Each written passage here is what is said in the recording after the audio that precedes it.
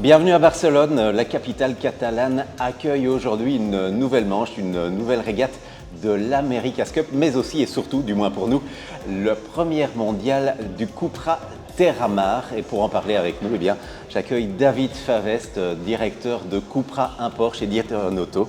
Absolument. Bonjour David. Bonjour. Alors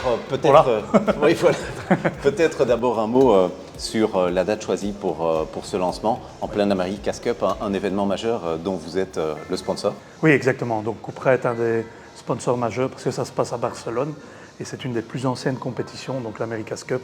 On en est très très fiers et effectivement aujourd'hui c'est une date importante pour nous. Pourquoi? Parce qu'on va fêter les 6 ans de la marque et là effectivement on lance un nouveau modèle qui a été présenté sur la piste de Terramar. Et vous avez deviné évidemment le nom de cette voiture, la Cupra Terramar, qui ne veut pas dire Terre-Mer, mais qui est vraiment fait référence au circuit de Terramar. Alors ce Terramar, on le présente un peu comme un game changer, une sorte de modèle qui a vocation à booster encore les ventes de Cupra. Ça veut dire quoi? Qu'il s'adresse à une nouvelle clientèle?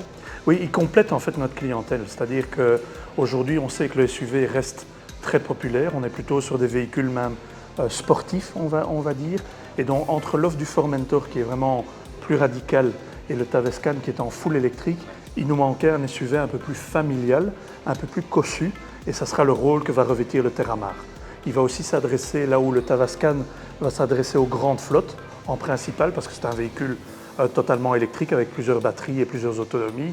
Par contre, le Terramar va s'intéresser plutôt aux familles, aux petites entreprises, aux indépendants. Donc ça, c'est vraiment son rôle qu'il doit jouer. Et là où le Formentor est positionné plutôt comme voiture de société hybride, plus sportive. Ça signifie que ce Terramar embarquera une plus grande diversité de motorisation? Oui, là où le Tavascan est 100% électrique, Terramar se focalise vraiment sur des motorisations qui vont du mild hybrid avec un 1500 turbo de 150 chevaux et vous avez deux motorisations hybrides, 204 et 272 chevaux avec une autonomie pouvant aller jusqu'à 120 km et alors vous avez une version VZ vraiment très puissante de 333 chevaux.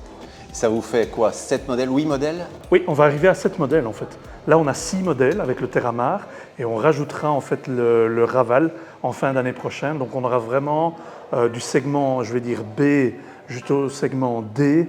On aura une couverture complète entre des berlines, des breaks, SUV coupé, SUV plus familial et SUV électrique. Ça, c'est une taille critique pour une gamme aujourd'hui.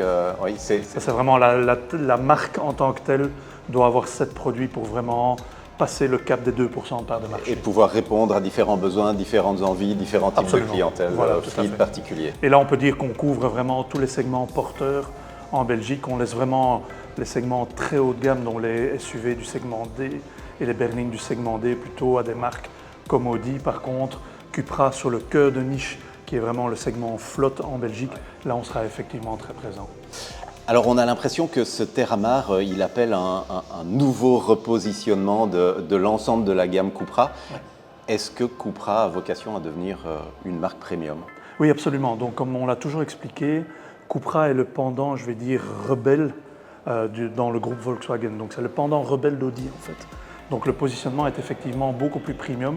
C'est pour ça aussi que vous avez le nouveau nez qui distingue totalement aujourd'hui la gamme Cupra, par exemple, de ce qu'elle était plutôt liée à l'époque à Seat.